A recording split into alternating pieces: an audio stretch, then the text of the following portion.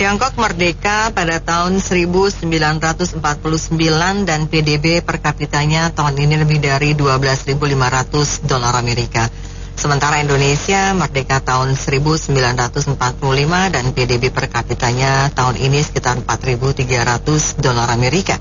Padahal Indonesia sangat kaya akan sumber daya alam.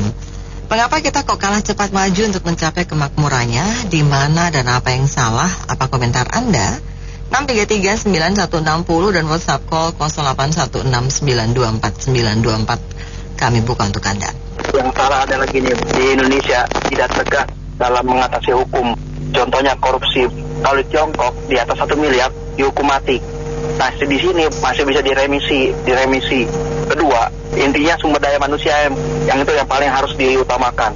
Karena sumber daya manusia ibaratnya kalau kita kerja, kalau di Tiongkok ibarat kerja dulu baru hasil pencapaian. Di sini hasilnya dulu baru kerja belakangan. Nah itu yang membuat Indonesia dari dulu sampai saat ini nggak maju-maju. Terima kasih. Ya menurut saya sih di Undang-Undang Dasar 45 kan ada ya bumi dan air dan kekayaan alam kuasai negara dipergunakan untuk kemakmuran rakyat kan. Tapi masalahnya dari kasus ini apa nih yang dikorupsi nih? Bansos, zakat, dana haji, BTS, uang pensiun, ya undang-undang perampasan aset nggak diproses-proses gitu loh. Dikuasai oleh negara atau dikuasai oleh golongan tertentu nih, gitu loh. Jadi yang kekuasaan itu dipercayakan oleh rakyat itu dipakai bukan untuk kemakmuran rakyat, tapi malah untuk kepentingan golongan masing-masing gitu loh. Jadi ada wacana juga menaikkan gaji PNS. Wah, saya sih nggak yakin ya. Itu korupsi ratusan M, gajinya sebulan mau dinaikin berapa M gitu biar orang nggak korupsi gitu. Dan lucu gitu ya. Maksudnya apa sih? Ini kita udah nggak bisa ngapa-ngapain karena udah dikuasai golongan tertentu dan kita harus memilih mereka lagi. Kan? Oke, makasih. Jadi seru, saya tambahkan lagi setuju, tapi dengan syarat pemerintahnya bersih apa enggak, persen bersih. Jangan sampai zaman pemerintah Orba sembakau dan segala macam dikuasai oleh yayasan apa itu milik sendiri, keluarga sendiri. Jadi percuma aja kalau memang itu mau dimasyarakatkan, tapi dengan alasan harus dikelola oleh yayasan ini itu yang ternyata antek-antek sendiri, percuma. Jadi yang paling penting menurut saya bersih 100% baru PDB akan tumbuh cepat. Dan yang dilakukan Pak Jokowi dengan membangun infrastruktur kita udah bisa lihat. Daerah-daerah pojok kampung, hutan yang dulunya nggak pernah ada apa-apa, mendadak dibangun orang sesuatu yang bisa menjadi daya tarik turisme. Terima kasih. Main badminton tepok bulu kok. Bandingin Konohako sama Tiongkok. Sekarang ini kita ini dilematis. Bahwa Indonesia tuh dibanding sama Tiongkok itu memang cuma seujung kukunya ya. Dari aspek sebelah mana gitu ya. Kita Tiongkok di era Mao Zedong itu mereka memang sosialis ya, juga komunis. Tapi buat apa mereka itu Mao Zedong itu kejam. Dia bilang buat apa rakyat kaya kita bikin misi bersama gitu. Nah di situ dijungkir balikan setelah Mao Zedong mati dengan Deng Xiaoping bergantinya tokoh modernisasi. Buat apa rakyat miskin kalau bisa kaya bersama? Di situ kuncinya, di situ. Sejak itu mereka juga menumpas gitu ya, koruptor. Jangankan baru kita baca ya, jangankan sini yang triliun-triliun, sana cuma sekitar 3 miliar hukuman mati. Nah, disitulah kita ketinggalan ya. Implementasi hukum ya, yang tidak seperti menegakkan benang basah. Nah, di sini kita juga akhirnya disodorkan oleh itu Korea yang Senayan yang sudah mau tanda tangan RUU perampasan aset. Jadi saya kira ini memang negara Konoha ini mesti introspeksi diri dari hulu sampai ke hilir. apa perlu kita telepon, pinjam aja Xi Jinping di sini dulu deh. Tapi oke deh, saya punya pandangan gini, kita itu kebanyakan bicara itu teknikalnya, tetapi menurut saya satu hal yang sangat prinsip. Ingat waktu Cina mereka melakukan reformasi di bidang perekonomian itu adalah di tangannya Deng Xiaoping. Lantas pada saat yang bersamaan juga, karena tahu waktu perekonomian direformasi, uang akan banyak sekali beredar. Dan di situ, korupsi itu susah sekali dihindari. Makanya pada era yang hampir, saya kira nggak terlalu jauh, Zhou Enlai itu pernah mengatakan, sediakan 10 peti mati, 11 peti mati. 10 untuk koruptor, 1 untuk dia. Itu artinya apa? Itu tegas sekali. Karena mereka tahu akar dari semua persoalan itu adalah uang. Dan dimanifestasikan dalam bentuk korupsi. Jadi ini sebagai cikal bakal mereka bisa mengontrol. Karena kalau untuk membangkitkan ekonomi, artinya uang beredar kan banyak. Uang beredar banyak itu selalu ada peluang yang paling cepat memanfaatkannya tentu yang di pemerintahan, jabat, di legislatif. Sama juga di era Jokowi yang 10 tahun, beliau tahu melakukan akselerasi daripada perekonomian itu uang banyak sekali. Tetapi Indonesia nggak bisa pada saat yang bersamaan hukum ditegakkan benar, nggak bisa.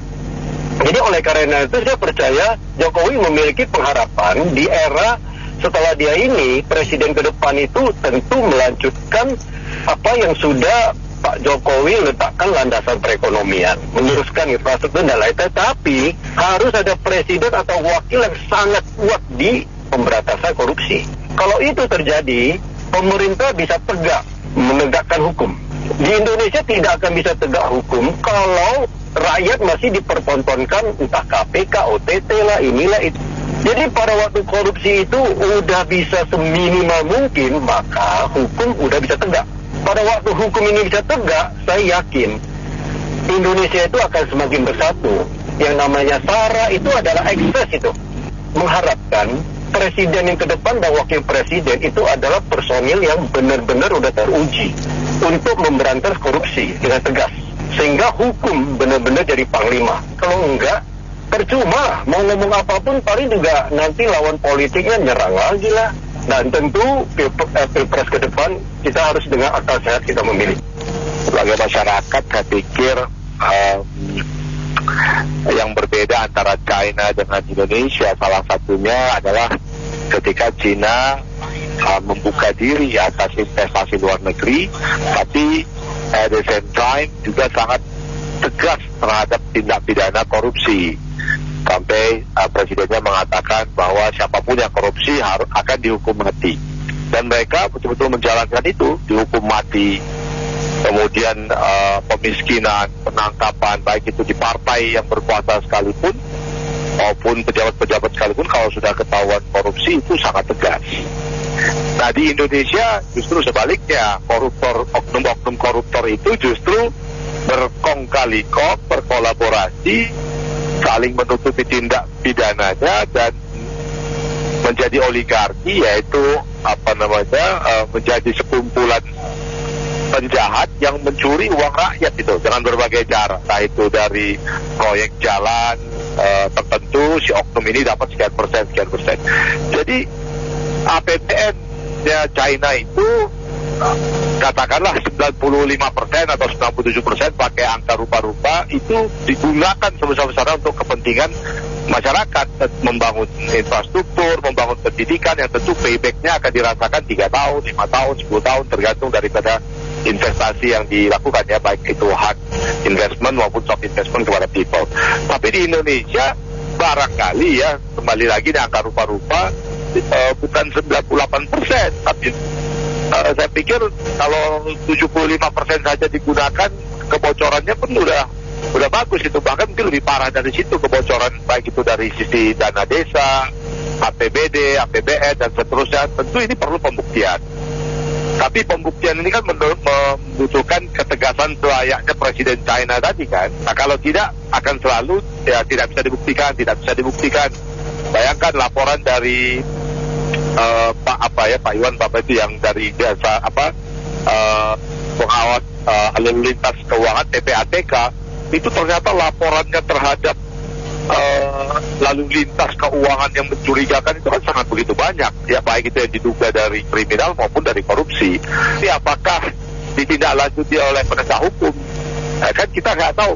Saya pikir penegakan hukum menjadi salah satu kontribusi terbesar kenapa bangsa kita jalan di tempat. Jadi kalau ada yang merasa iya bangsa Indonesia itu kurang kinerja, kurang rajin, waduh, rakyat di bawah ini Pak mau rajin gimana lagi Pak, udah kepala jadi kaki jadi kepala, itu beli beras dan beli telur juga susah. Memang intinya di negara kita itu adalah pemberantasan korupsi, karena korupsi udah kayak kanker stadium 4. Dan yang celakanya lagi, korupsinya itu boleh dibilang penguasa saling menutupi, begitu. Jadi efektivitas anggaran, pajak dinaikin percuma, karena kan dikorupsi terus oleh orang-orang yang punya jabatan dan sebagainya. Selama tidak ada hukuman mati untuk koruptor, dan dipermudah aja kayak Singapura punya aturan untuk narkoba, misalkan skala berapa otomatis dihukum mati. Nah itu aja gampang, jadi nggak tebang pilih, misalkan kayak bandar narkoba atau apapun ada yang 1 triliun dihukum mati, tapi yang 1 triliun tidak dihukum mati, tapi malah yang ini yang hukum yang lebih kecil malah dikasih ketegasan, jadi kayak tumpul ke atas tapi tajamnya ke bawah. Ya, saya rasa itulah korupsi nomor 1, harus diberantas kalau ingin maju. Terima kasih. Yang tadi dua pidang ngomongnya benar, tapi saya tambahin ya. Pertama, hukum kita kacau. Kedua, bangsa kita tuh istilahnya nggak ada istilahnya membela negara untuk masing-masing kepentingan kelompok golongan. Jadi ceritanya panjang, kita lihat aja. Saya sih bukan muji ya, antara Tiongkok sama Indonesia. Coba kalau si Jinping pidato, ya nggak pidato di depan itu anak buahnya, pegang pulpen, pegang kertas nulis kan? Nah, dia coba kalau Jokowi pidato, pegang HP, baca koran, ketawa-ketawa cemilan. Nah, itulah disiplinnya, nggak ada isu mencontohkan budaya bangsa kita. Jadi kalau mau cerita lagi panjang, cuma hanya singkat gitu aja. Ini pertanyaannya menurut saya jauh panggang daripada api. Ini sama kayak kita mengajar anak kita belajar matematika, kemudian ditanya kenapa nilai pianonya kok jelek. Nah, gini loh, bangsa Indonesia itu lebih fokus pada hal-hal yang bersifat agama, setahu saya ya. Jadi menghafalkan kitab suci, kemudian bertindak sesuai dengan kitab suci. Kita itu nggak terlalu fokus ngurusin ekonomi, kalau yang saya tangkap ya selama ini. Jadi kalau misalnya ada orang korupsi nggak pusing, karena itu hal-hal duniawi, yang penting kita masuk surga. Cari pemimpin juga yang satu agama, kemudian cari yang lain lagi yang suku mayoritas, presiden juga sebaiknya jangan suku mayoritas dan sebagainya. Jadi mau standar kita bukan untuk mencari ekonomi yang bagus. Kenapa ekonomi kita jelek? Ya karena kita nggak fokus. Kita fokusnya pada, coba kalau sekarang dibalik ke orang China ditanya berapa banyak di antara mereka bisa menghafal kitab suci, kalah mereka dengan kita. Jadi menurut saya yang salah pertanyaannya berarti, karena fokus kita bukan ke sana gitu. Terima kasih. Ya, jadi saya sangat setuju dengan pendapat 4 bapak sebelumnya. Semuanya bagus-bagus dan semuanya itu sudah benar itu. Ini tinggal pemerintah dan juga ketua-ketua partai ya, itu mau melaksanakan, mau kompak, fokus, mau melaksanakan untuk kemajuan dan kemakmuran Indonesia atau tidak saja. Jadi menurut saya selama 60-70 tahun merdeka, baik Tiongkok maupun Indonesia juga awal-awalnya mengalami kesulitan yang sangat-sangat sulit. Namun Indonesia awalnya sebetulnya sudah restart, sudah pembangunan, bahkan sampai Malaysia China pun ingin belajar waktu itu, tahap awalnya itu ingin belajar ke Indonesia. Namun setelah itu Indonesia itu ibaratnya diilustrasikan maju selangkah, kadang mundur 2 langkah, atau maju selangkah pocok-pocok gitu. Akhirnya tidak maju-maju, orang lain keburu 30 tahun, 40 tahun keburu kejar dan maju. Jadi menurut saya itu adalah perlu kekompakan dan fokus untuk memajukan ekonomi. Apakah pemerintah dan ketua-ketua umum partai itu bisa sepakat bersatu hatinya itu fokus untuk kemajuan ekonomi Indonesia.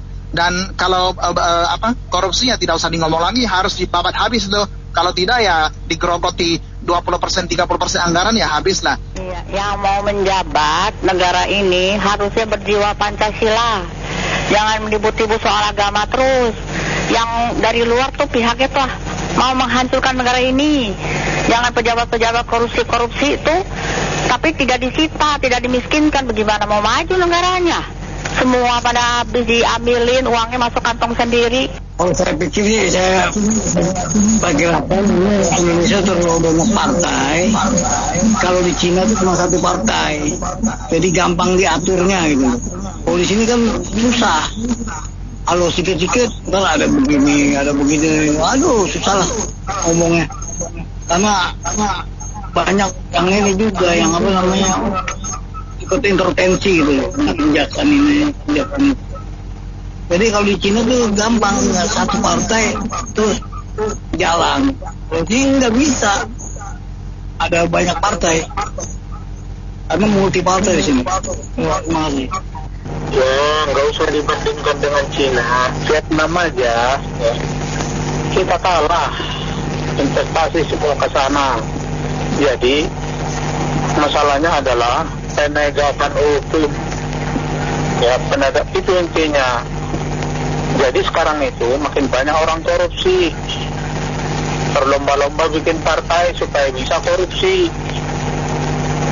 Belanjain APBN enak-enak, kayak ditindas. Jadi penegakan hukum, bayangkan aja, hakim aja pungli, Mahkamah Agung juga sama. Gimana mau ini? Kalau di Cina, tahu nggak, hukuman mati ditembak, itu banyak video-videonya. Berani nggak kayak gitu? Jadi penegakan hukumannya tegas. Ya, itu dari saya. Terima kasih. Kalau menurut saya sih, kalau dibandingkan dengan Cina sebenarnya ya, itu peletakan awalnya sih, kalau kita lihat sejarahnya ya, itu Cina mulai membangun setelah Mao Zedong lengser dan digantikan oleh Deng Xiaoping. Nah, saat itu juga Soekarno dilengserkan lah dalam tanda kutip ya oleh Soeharto, tetapi peletakan batunya ini Deng Xiaoping ke arah yang benar, positif. Dia membangun dari awal, memperbaiki infrastruktur, ya, hilirisasi kayak yang Jokowi tiru sekarang gitu loh. Tapi kebalikannya, negara kita dibuat untuk malah menghabiskan sumber daya untuk kepentingan sendiri, membodohi rakyat, ya kan. Kita udah rasakan semua, dan saya yakin anak-anak muda kita sekarang udah mengerti ya gitu loh. Tetapi itu masa lalu. Seperti kayak Jokowi juga, pemerintah ini juga begitu banyak sulaman yang dia kerjakan, pernah mau balas dendam. Kita ya artinya tidak boleh seperti itu lagi gitu loh. Nah makanya kalau jangankan 12.000 ya, kalau untuk 2024 dan selanjutnya meneruskan langkah-langkah yang memang Jokowi tiru dari Tiongkok itu sendiri, dan sebenarnya sumber daya kita juga masih banyak, saya yakin juga terkejar. Minimal sama lah 10 tahun, 15 tahun ke depan. Tetapi langkah-langkah ya untuk pemberantasan korupsi, penegakan hukum itu juga harus dilaksanakan, dan formasi yang sekarang terjadi menurut saya sudah benar ya, sudah bagus gitu loh, dan itu yang harus dipertahankan untuk pemimpin kita yang akan datang gitu loh. Ya siapapun itu pemimpinnya, yang penting benar, jangan lagi balik ke modal yang dulu, dan rakyat kita harus teriak kalau misalnya itu. Kalau masalah korupsi sampai sekarang, Cina pun masih banyak korupsi, tindak tegas, dia nggak kasih kesempatan untuk korupsi, bahkan berbahasa pun untuk menanamkan cinta tanah air. Saya tahu persis tuh waktu saya di Shanghai, anak sekolahan itu kalau ngomong di depan umum pakai bahasa daerahnya, itu kan kurang lebih ada 200 atau 300 bahasa yang dikuasai, paling banyak bahasa Hokkien itu diomelin sama orang tuanya, harus berbahasa Mandarin. Nah itu hal kecil yang harus kita tiru gitu loh. Jangan membanggakan yang sesuatu yang nggak ada gunanya gitu loh. Nah lebihnya kalau saya bilang, saya juga mendengar ulasan-ulasan Pak Novi Basuki itu benar lah gitu loh. Itu aja sih sebenarnya. Makasih. Jadi untuk dibandingkan dengan China tuh dari segi politik aja kita udah hampir demokrasi itu makan sangat besar. Jadi 5 tahun sekali kayak gitu tuh udah, untuk biaya pembangunan pun sebenarnya Indonesia bisa ya kekejar kayak gitulah untuk PDB-nya ya dibandingkan dengan Cina. Juga dari segi hukum tadi juga seperti itu kurang tegas ya. Jadi untuk korupsi itu yang menggerogoti dari ini APBN dan sebagainya itu juga jadi salah satu faktornya. Terus dari segi demografi kan juga untuk pertanian itu masih ada perbedaan sangat jauh gitu loh. Kalau dari Cina mungkin kan untuk lebih luas. Kalau di Indonesia kan model ya agak untuk pengembangan ekonomi dari pertanian itu agak jauh beda gitu. Jadi ya memang agak sulit sih untuk mengejarnya ya, atau mungkin setidaknya setengahnya gitu masih agak berat gitu sepertinya. Jadi tapi insya Allah nanti kedepannya dengan ini ya yang lebih baik dari segi politik sama hukumnya yang ketat seperti dicontoh dari Cina, mungkin bisalah kekejar setidaknya ya setengahnya atau 3/4-nya dari PDB-nya Cina. Gini ya, kalau menurut saya sih China itu sebenarnya juga kaya, cuman beruntungnya China memiliki pemimpin dari yang pertama sampai kedua, ketiga itu waras semua ya. Nah, kita ini memiliki pemimpin yang benar-benar membangun. Itu baru sekarang aja.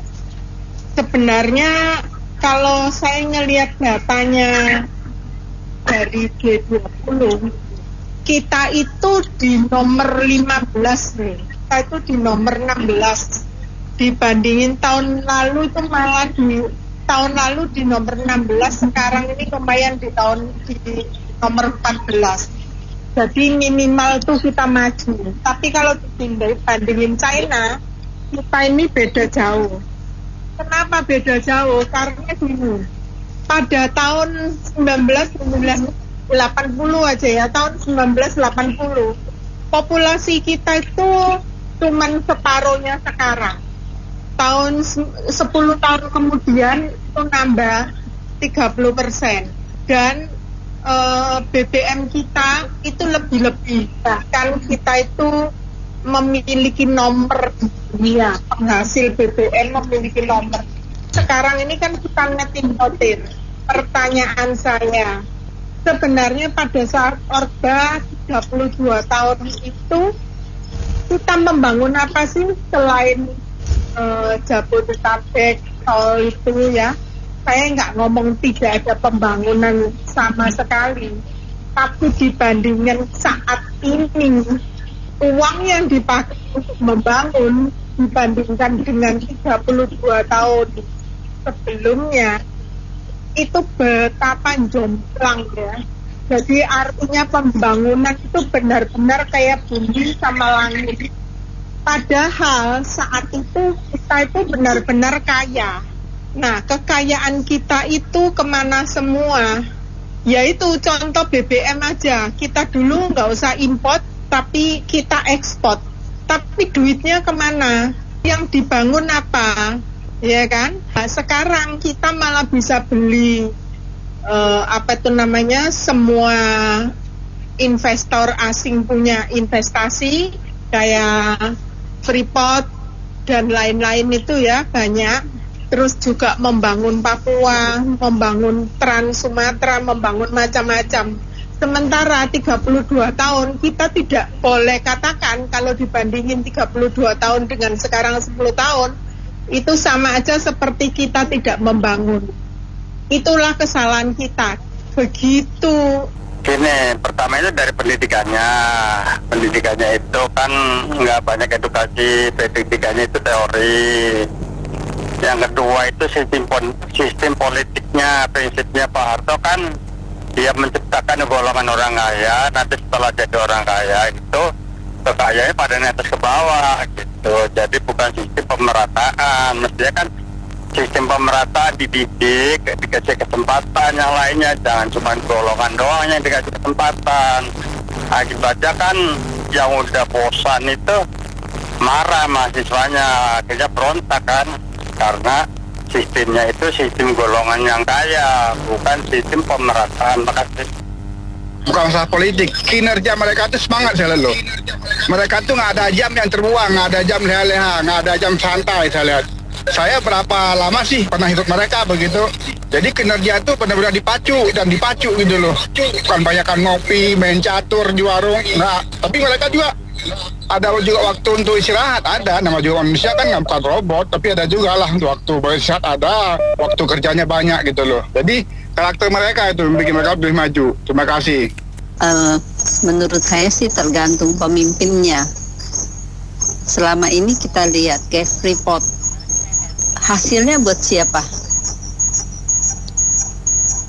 Kita bisa lihat pemimpin yang dahulu-dahulu, berapa kekayaan anaknya yang ada di luar negeri aja berlimpah-limpah. Saya waktu itu pergi ke luar negeri dibilangin itu anaknya si presiden kita yang ini punya ini di sini, dan belum udah di block up juga masih aja nggak ditangkap. Koruptor di sini ditangkap, dihukum cuma berapa tahun, entah dikasih gerasi lagi. Waduh, enak banget koruptor di Indonesia. Apa sih tujuan mereka tuh yang pemilu tuh ingin jadi presiden? Coba kan kita bisa lihat tuh dari mana harta kekayaan mereka. Sebenarnya KPK, BPK kalau dikuatin seperti di Hong Kong, di Cina, itu pasti Indonesia maju. Rakyatnya juga harus rajin, motonya juga harus diperbaiki. Semua koruptor dihukum kayak seperti di Cina. Nah, kira-kira hukumnya mati, bukannya dihukumnya ringan, ntar dikasih gerasi.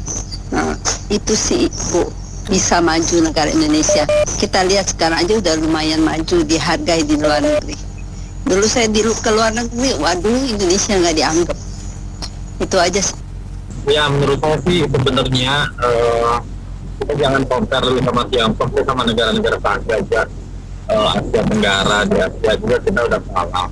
Nah, betul juga yang tadi Ibu siapa tuh sebelumnya, kita tuh koruptor tuh terlalu enak ya. Kita kerja 10 tahun belum bisa ngumpulin uang 1 miliar, kerja mati-matian 10 tahun. Sementara koruptor di penjara hanya 8 tahun atau remisi dan lain-lain, tapi sudah mempunyai tabungan atau aset seharga 10 miliar lebih. Jadi kayaknya banyak yang pejabat-pejabat kita atau calon-calon pejabat kita cita-citanya akan seperti itu. Karena secara hukuman dipermudah, ada potongan dan remisi dan lain-lain. Jadi kemungkinan keadilan tuh nggak merata lah. Gimana mau makmur atau berkembang atau maju bersama-sama. Saya keliling-keliling Indonesia itu suka sedih melihat, saya ke Aceh, saya ke Kalimantan, saya ke Sulawesi. Aduh, bener-bener ini deh miris deh sebetulnya. Karena pejabatnya terlalu banyak yang korup dan setelah ditangkap pun hanya 4 tahun, 6 tahun penjara, tapi setelah keluar mereka masih punya tabungan, masih punya aset. Sementara kami yang bekerja banting tulang 15 tahun nggak akan bisa mengumpulkan uang sampai 1 miliar. Ya, kenapa lambat ya? Jadi sumber daya alamnya memang banyak. 1 tahun ya udah presiden bikin omnibus law, artinya kan supaya satu pintu semua tapi di lapangan tetap korupsi, lambat, nggak ada bedanya. Makin kacau originan, makin susah. Itulah makin susahnya. Jadi kita sebagai pengusaha investor merasakan itu. Di lapangan itu nggak ada bedanya, malah makin ini korupsinya makin parah. Itu dari saya. Terima kasih. Ya, ini mulainya dari awal merdeka ya, pada zaman Orde Baru itu kan lebih mentalnya lebih kayak juragan kontrakan. Jadi kita punya alam kaya tapi dikelola sama orang luar. Kitanya terima bersih aja, jadi nggak bisa apa-apa. Begitu ditinggalin atau mereka ngancem mau pergi, tidak mau cabut, ya kita terpaksa ngalah kan. Dikasih murah, sumber daya alam kita juga jadinya dijual murah, tapi kitanya sendiri, rakyat kita sendiri nggak bisa, teknologinya nggak ada transfer pengetahuan dari orang luar ke sini. Jadi semuanya serba dimanja, beda kalau sama Tiongkok ya. itu rakyatnya sampai susah makan tiap hari cuma bubur doang itu dilakonin supaya dia bisa lebih mandiri. Walaupun mereka sempat diembargo, hidupnya sulit, ya akhirnya kita lihat sekarang jadi maju sekali karena akhirnya mereka bisa belajar dari keterbatasannya itu. Jadi ini awalnya memang dimanja sama Orde Baru. Lalu presiden yang berikutnya era reformasi, yang mentalnya cari aman, lalu berlindung di balik agama, dikasih dogma-dogma, ya biarin miskin di dunia, yang penting keselamatinya masuk surga, udah gitu. Jadi rakyatnya ya nggak ada motivasi untuk maju. Dari saya itu aja, terima kasih. Aduh, kalau Indonesia itu mau sama kayak Tiongkok, harus SDM-nya dibenarkan. Terus jangan terlalu mabuk agama. Terus pejabatnya, korupsinya jangan terlalu gila-gilaan. Ya udah gitu aja, Bu. Menurut saya sih kita contoh satu saja yang di Cina mereka lakukan gitu ya, pemberantasan korupsi gitu. Jadi korupsi ini bukan hanya impactnya itu terhadap kerugian duit gitu ya, karena duitnya diambil kemudian kemampuan membangunnya berkurang, tapi lebih banyak kepada kepercayaan gitu. Jadi rakyat ini jadi kurang percaya kepada pemerintah gitu. Oleh karena itu karena kekurangan percayaan ini jadi rakyat ini agak enggan gitu kalau diajak kerja keras gitu. Misalnya buruh gitu kan. Buruh ini kalau gajinya nggak dinaikkan, dia marah-marah demo-demo bakar-bakaran gitu. Karena apa? Karena mereka merasa mereka harus kerja keras dengan gaji rendah yang mereka pikirkan ya. Kerja keras sendirian dengan upah rendah, sementara para penguasa, para pejabat itu hidup bergelimpangan harta gitu. Nah itu yang membuat mental hasrat gitu ya, kerusakan mental gitu. Jadi kesana jadi arahnya, jadi rakyat juga mau kerja keras gitu karena korupsi ini hilang kepercayaan gitu. Ya menurut saya sih dari yang pernah saya baca itu ya, karena kan di situ investasi dipermudah, ya kan izinnya cepat, dan itu korupsi itu mungkin ada tapi kecil banget. Jadi biaya untuk bikin satu industri kalau ada korupsi itu bisa 5% atau 10% gitu. Jadi gede banget. Jadi di sana itu korupsi minim. Nah, udah itu mereka itu pertama itu bukan untuk bikin sendiri karena kan mengejar itu jauh ya. Dia mengcopy gitu loh. Jadi dia belajar dari industri yang masuk, udah itu dia bikin kualitas yang lain yang murah. Jadi dia yang pertama itu dia nggak untung, dia kualitas yang kedua dia, makanya dulu kan dikenal buatan Cina itu kan jelek ya. Nah, tapi dia untung dari situ gitu. Sekarang udah berkembang, dia udah menguasai teknologi, makanya dia sekarang barang dia sendiri udah bagus-bagus. Gitu aja sih. Jadi kalau kita nggak mengcopy, ngejarnya susah. Oke, makasih. Ya kalau menurut saya dari beberapa sisi, Bu. Jadi selama lebih kurang 60-70 tahun Indonesia merdeka dan Tiongkok merdeka itu, Indonesia awalnya memang larinya lebih bagus. Cuma Indonesia itu suka ribut ke dalam sendiri, terlalu banyak partai, terlalu ribut sendiri, ribut. Sebenarnya Tiongkok awal-awalnya juga ribut sendiri sampai tahun 60-an itu juga ribut sendiri. Namun waktu masanya si Deng Xiaoping, beliau kan melakukan reformasi ekonomi. Jadi istilah mereka itu kaifang, jadi reform dan juga keterbukaan.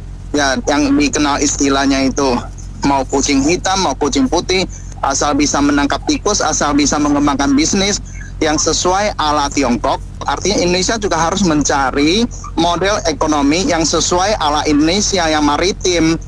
Jadi yang kedua, korupsi tentu tidak ada toleransi. Indonesia masih banyak ya, mau Orde Lama, Orde Baru itu masih, setelah reformasi juga masih. Ini digerokotin banyak sekali anggaran-anggaran itu, sehingga Indonesia itu tidak bisa terbangnya lebih jauh atau bangkitnya lebih cepat atau berkembang majunya lebih cepat. Itu memang betul. Jadi satu adalah ekonomi ala Indonesia sendiri yang maritim. Yang kedua tentu harus boleh contoh orang lain biar lebih cepat. Terus korupsi diberantas. Yang ketiganya itu adalah jangan semuanya itu harus sepakat bahwa Indonesia harus maju bagaimana cara-caranya, dan jangan terlalu banyak ribut dalam, atau istilahnya itu beda pendapat.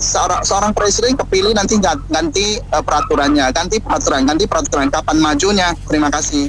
Dari saya sebetulnya sederhana sekali.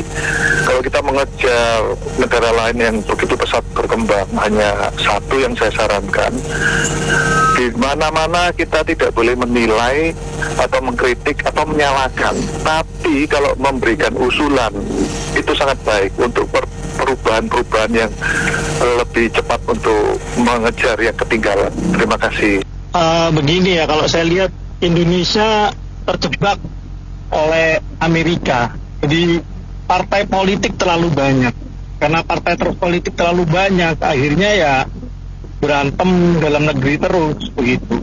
Itu yang menjadi masalah bagi Indonesia sekarang. Terima kasih. Iya, jawabannya adalah warga negara Indonesia yang benar-benar cinta negara itu kurang banyak. Hanya cinta keluarga, kelompok dan golongannya. Kalau sudah terpilih jadi pejabat, sebagian besar itu mulai korupsi sebanyak-banyaknya. Kedua, hukum tidak ditegakkan, tidak membuat mereka ada efek jerahnya. Hukuman koruptor bisa didiskon. Emang beli baju bisa didiskon.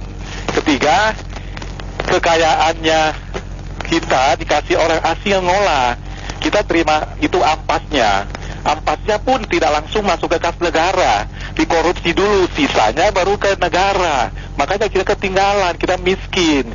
Ya, kita kalau seperti RRC, mereka punya pepatah, Tuanjie itu Liliang, yaitu bersatu adalah kekuatan. Kalau kita bersatu, kita bisa mengalahkan kemiskinan, bisa mengalahkan koruptor, bisa mengalahkan yang lain-lainnya. Kuncinya adalah hukum harus ditegakkan. Kalau di negara sosialis itu ya, seperti China itu kan tanah itu dikuasai oleh negara ya. Jadi nggak ada mafia-mafia tanah gitu. Kalau di Indonesia kita punya tanah, udah ada sertifikat aja, kadang-kadang juga was-was, tahu-tahu disita sama bank, apa dilelang sama lembaga keuangan lain, katanya udah punya siapa-siapa gitu. Jadi mafia tanah juga di Indonesia itu mesti diberantas Bu ya. Itu juga mengganggu pembangunan. Jadi kalau mau bikin jalan layang, jalan tol, kasihan tuh rakyat tuh nggak dapat duit, yang dapat duit banyak malah mafia tanah itu nggak punya tanah, tapi bisa dapat ganti rugi, kan lucu gitu. Itu juga mesti diselesaikan oleh Pak Jokowi atau presiden selanjutnya lah. Jangan sampai ada mafia tanah di Indonesia kalau Indonesia mau maju. Itu sangat menghambat pembangunan. Terima kasih. Baik, terima kasih banyak Anda mitra bisnis yang sudah beropini untuk Businessman Opinion. Saya Nina Amelia.